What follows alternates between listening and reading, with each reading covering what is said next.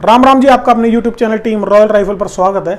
दोस्तों, रोहतक गोलीकांड या कहो रोहतक हत्याकांड को आज पूरा एक हफ्ता हो चुका है और आप कह सकते हो कि 90% जो केस है वो रोहतक पुलिस सॉल्व भी कर चुकी है। इस मामले में सारे आरोप बबलू पहलवान के बेटे के ऊपर यानी कि अभिषेक उर्फ मोनू के ऊपर लगे हैं कि उसने ही अपने घर के 4 सदस्यों का कत्ल किया। दोबारा से जब 5 दिन की रिमांड मिली तो सीन रिक्रिएट करवाया गया और पुलिस ने उस रिक्रिएशन की एक वीडियो भी बनाई। वो डिस्कस करेंगे कि कैसे कैसे सीरियल वाइज किसको पहले मारा और क्या प्लानिंग थी, कैसे कैसे वो घर में आए। ये सब चीज़ जो खुद मोनू ने कबूली हैं वो चीज़ अब हम इस वीडियो में डिस्कस करेंगे। साथ ही आप लोगों के सवाल थे पिछली वीडियो में कि बंदूक कहाँ पर गई जिससे कत्ल किए गए थे। साथ ही एक सवाल ये भी था कि मोनू का जो दोस्त था जिसके साथ 25 अगस्त से 27 अगस्त तक होटल में मोनू रहा, उसका नाम क्या है, वो कौन है, उसकी क्या इन्वॉल्वमेंट है, वो चीज़ भी बताएंगे आपको। और एक और जो बड़ा इसमें खुलासा हुआ है केस में वो ये हुआ है कि 1.5 साल पहले भी एक मोनू के नाम से एक FIR करवाई गई थी मोनू के गुम होने की, वो चीज़ भी आपको बताएंगे। तो दोस्तों, रही बात कि रीज़न क्या रहा है इस कत्ल का, इस हत्याकांड का, वो हम अगली वीडियो में आपको बता देंगे क्योंकि बहुत सारे नए नए खुलासे इस मैटर में हो रहे हैं। अब चलिए ज़्यादा देर नहीं करते, वीडियो की शुरुआत करते हैं। थर्सडे को यानी कि कल मोनू को विजयनगर के उसके घर लेके जा गया जहां पर पूरा जो भी क्राइम सीन था उसकी रिक्रिएशन करवाई गई और वीडियोग्राफी उस चीज़ की रोहतक पुलिस ने करी।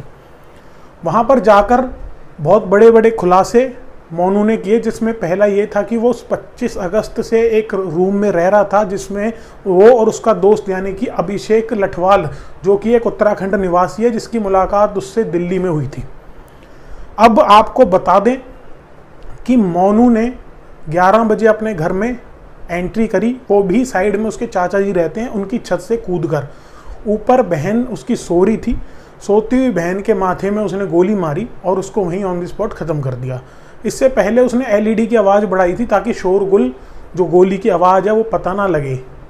इसी बीच नानी जो उसकी थी घर पे आई हुई थी वो छत पर आई उसी कमरे में, उसको नानी को उसने गिटार सुनाने के बहाने बिजी किया और ये कहा कि आइए आपको मैं गिटार बजा के सुनाता हूँ, और उसको उसी कमरे में फिर वो लेकर गया जहाँ पर उसने अपनी बहन को मारा हुआ था। जैसे ही नानी एंटर हुई तो पीछे से मोनू ने अपनी नानी के सर में गोली मार दी।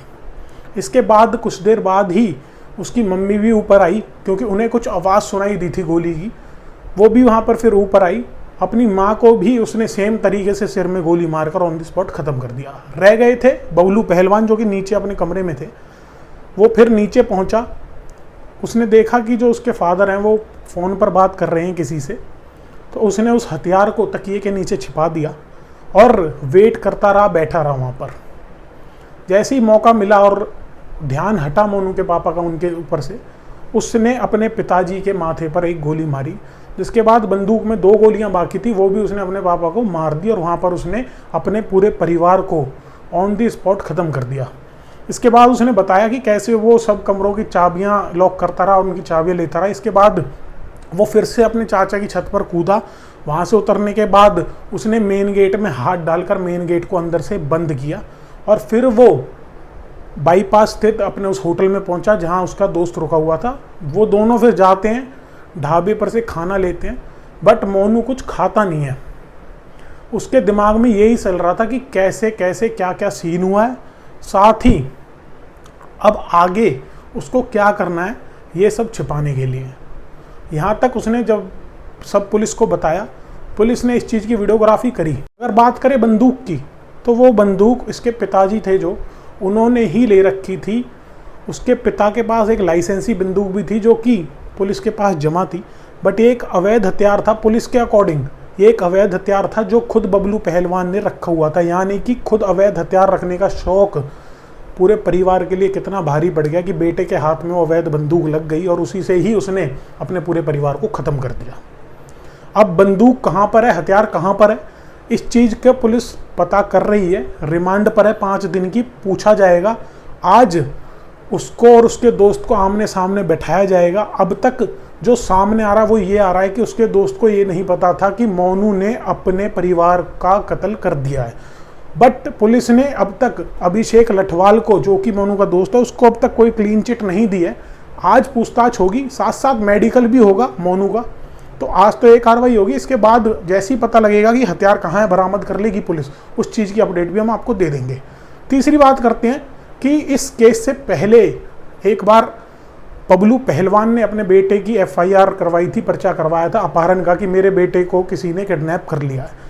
ये वाक्य हुआ था 1.5 साल पहले, जब मोनू 4 दिन के लिए घर से चला गया था। 4 दिन बाद खुद ही मोनू घर वापस आ गया था। जब उससे पूछताछ हुई तो उसने बोला कि मेरा दिमागी संतुलन जो है वो ठीक नहीं है, मुझ पे प्रेशर मत दो।